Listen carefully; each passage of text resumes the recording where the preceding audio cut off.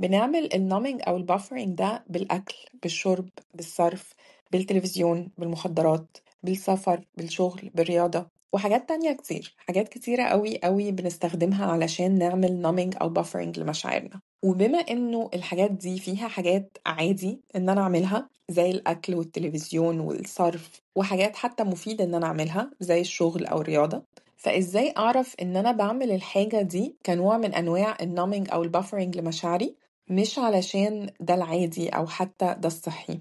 أعرف إن أنا بعمل numbing أو buffering بالحاجة دي لما أكون بعملها أكتر من الطبيعي أو الصحي أو المفيد بتاعها، لما أكون بعملها مش في محلها، لما أكون بشتغل حتى في الوقت اللي المفروض الطبيعي والصحي إن أنا أبقى فيه نايم أو في البيت مع مراتي أو مع ولادي أو في حاجة تانية، ده وقتها.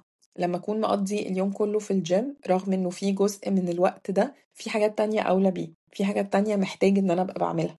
لما أفتح الفريزر وآكل علبة الآيس كريم كلها وأنا عارفة إن ده مش صح بالنسبة لي أو هيضرني. لما أبقى بتفرج على التلفزيون حلقة ورا حلقة ورا حلقة ورا حلقة في الوقت اللي المفروض أبقى فيه بذاكر أو بشتغل أو بعمل حاجة تانية.